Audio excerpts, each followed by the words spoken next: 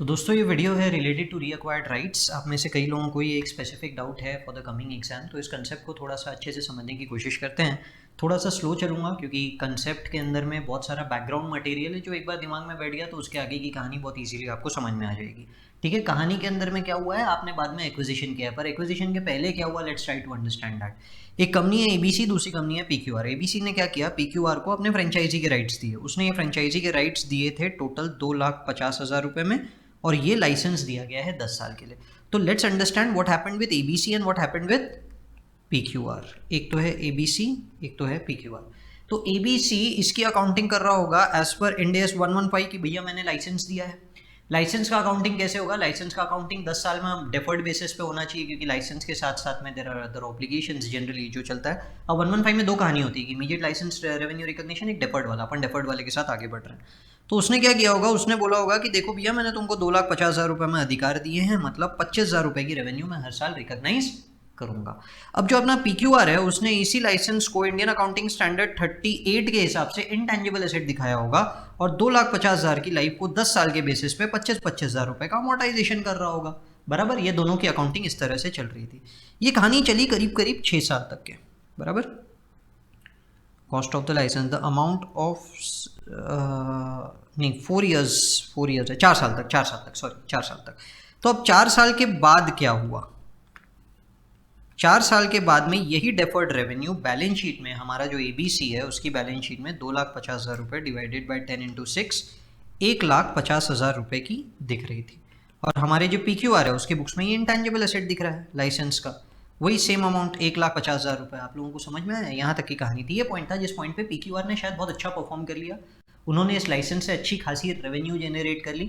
अब देखिए, जब आप किसी को कोई लाइसेंस देते हैं तो लाइसेंस से आपको भी अधिकार मिलते हैं। ऐसा नहीं कि सिर्फ लाइसेंस दे दिया और ये जो पैसे आए बस यही मेरी कमाई है। लाइसेंस के साथ कोई ना कोई परसेंटेज, एक रॉयल्टी का शेयर, कुछ ना कुछ मिलता है। जैसे भैया पीक्यूआर तो जो कमाएगा उसका 10% मेरा, ऐसे अधिकार मिलते हैं ना। बेसिकली लाइसेंस सिर्फ एक लाइसेंस का इनिशियल कॉस्ट नहीं होता है, उससे रिलेटेड सब्सिक्वेंट रेवेन्यूज भी होते हैं। ठीक है, तो एबीसी को लग रहा था कि देख भाई मैंने अपने जीवन में इतनी मेहनत तो की है कि तू 100 रुपये का माल आराम से बेच देगा। अब तू 100 रुपये का माल अगर बेच देता है तो 100 रुपये में से सीधा सीधा 10 रुपये तू मुझे दे देना। कितना, 10%। ये मैं आपको रैंडम फिगर दे रहा हूँ, क्वेश्चन में नहीं दिया हुआ है।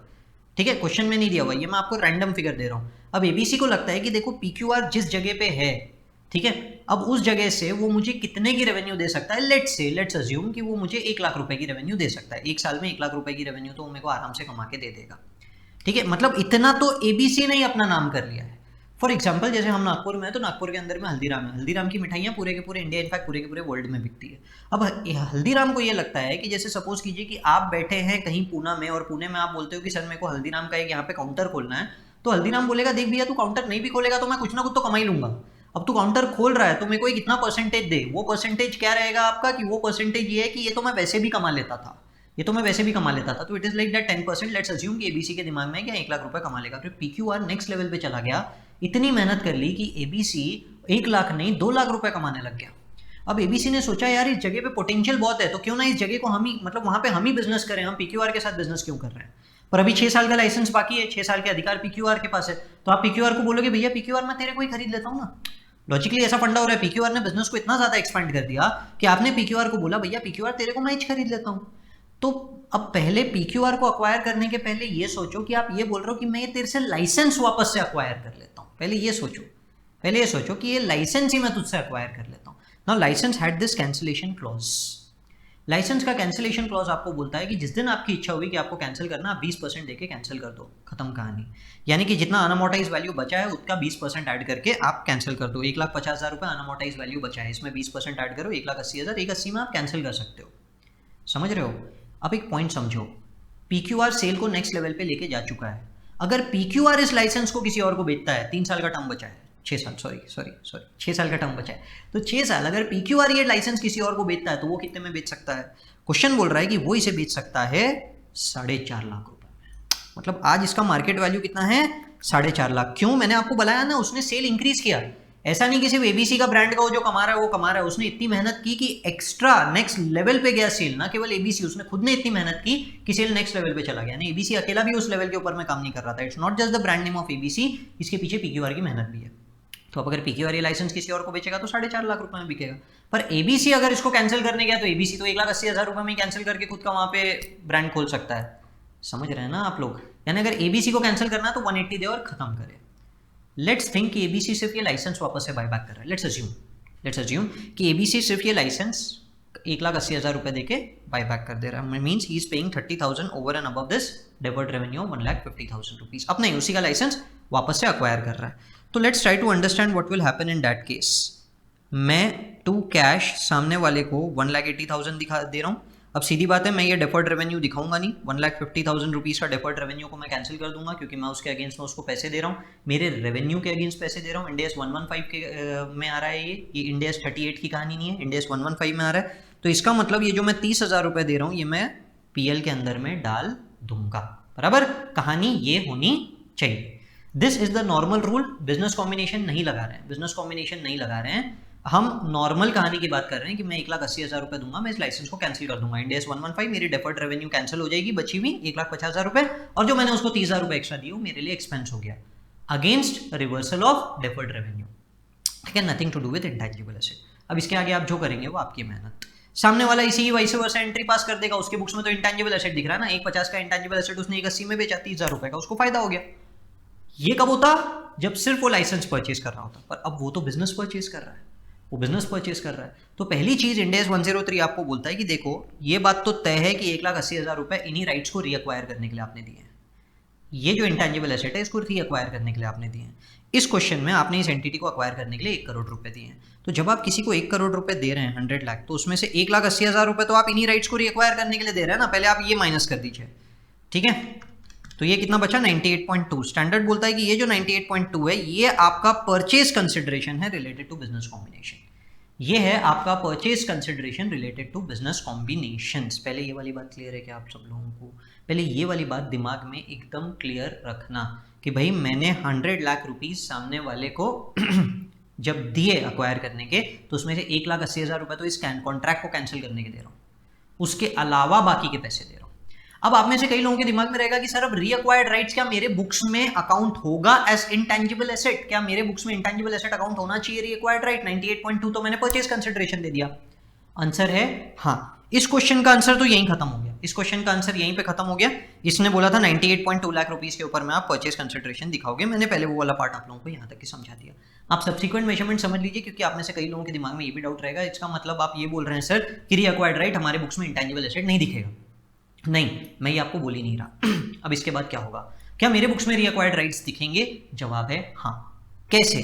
देखिए, ये जो भी कुछ हुआ, ये 1,80,000 रुपये में जो हमने कैंसिल किया, ये तो वैसे भी हमारे अधिकार थे, पर उस दिन इसका फेयर वैल्यू 4.5 लाख रुपए था। बराबर बोल रहा हूं मैं? 4.5 लाख रुपए फेयर वैल्यू था, समझ रहे हैं? 1.5 लाख रुपए, एक्चुअली 1,50,000 रुपीज के तो राइट्स हमारे ही थे। हमने कुछ कैलकुलेशन किया था इनिशियली, जब पहली बार हमने लाइसेंस दिया तो हमने उसको 2.5 लाख रुपए में दिया, तो कुछ सोचा होगा ना हमने कि हाँ भाई ये कैलकुलेशन होना चाहिए, इस कैलकुलेशन के हिसाब से रफली इतना इनकम आएगा आने वाले 10 साल। तो हमने वो कैलकुलेशन करके उसको बोला हाँ भाई 2.5 लाख रुपए दे देना। और वो 2.5 लाख रुपए में से 1.5 लाख रुपए की रेवेन्यू एक्सपेक्टेड थी बचे हुए 6 साल।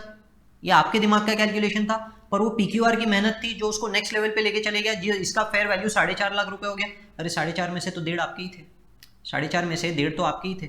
मतलब उसने जो एक्स्ट्रा मेहनत की ब्रांड के पीछे, कस्टमर रिलेशनशिप्स के पीछे, आपके ब्रांड को और फेमस करने के पीछे, आपके ब्रांड की फेयर वैल्यू बढ़ाने के पीछे, उसकी वैल्यू कितनी है? ओवरऑल वैल्यू 4.5 लाख है, पर 1.5 लाख रुपए तो उसमें से वैसे भी आपके अधिकार थे। आप बोल ही रहे थे मेरे ब्रांड की वैल्यू ही 1.5 लाख है, वो 1.5 लाख को 4.5 लाख रुपए तक के लेके चला गया। यानी कि आपके लिए एडिशनल है 3 लाख रुपए। आप समझ रहे हैं? आपके लिए एक्स्ट्रा क्या है? 3 लाख रुपए।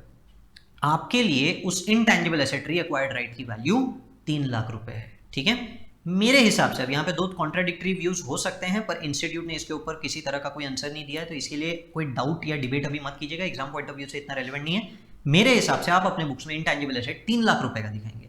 आप में से कई लोग डिबेट कर सकते हैं कि 4,50,000 में से सर 1,80,000 रुपये माइनस कीजिए, 2,70,000 का इंटेंजिबल एसेट दिखना चाहिए। नहीं, इंटेंजिबल एसेट आपके बुक्स में दिखेगा 3 लाख रुपए का, ऐसा मुझे लगता है। अब इसके अंदर में डिबेट हो सकता है, let's cancel that debate, debate is not important. पर दिमाग में एक बात क्लियर रखी कि 4.5 लाख का इंटेंजिबल एसेट नहीं दिख सकता, क्यों? 4.5 में से 1.5 लाख के अधिकार तो वैसे भी मेरे थे और मैं वैसे भी उसको मेरे बुक्स में डेफर्ड रेवेन्यू दिखा रहा था। मेरे बुक्स में लिखा था कि मेरे को इस 1.5 लाख रुपए मिलने हैं, मेरे अधिकार है 1.5 लाख रुपए मिलने के आने वाले 6 साल। तो मेरे लिए पूरा 4.5 लाख रुपए इंटेंजिबल एसेट की वैल्यू नहीं है। पीकेआर किसी और को सेल करेगा तो उसके लिए 4.5 लाख की वैल्यू है, पर जब मैं ही वापस खरीद लेता हूं तो मेरे लिए इस इंटेंजिबल एसेट की वैल्यू 3 लाख रुपए। सर आपने बोला था कि अगर हम सिर्फ राइट रीएक्वायर कर रहे हैं तो इंटेंजिबल एसेट नहीं दिखाएंगे। करेक्ट, क्योंकि स्टैंडर्ड लग रहा है इंडियस 115 ना कि इंडियन अकाउंटिंग स्टैंडर्ड 38। ठीक है सर, अब आप यहाँ पे बोल रहे हैं इंटेंजिबल एसेट दिखाएंगे 3 लाख का, आपको नहीं लग रहा आप अपना ही व्यू कॉन्ट्राडिक्ट कर रहे हैं?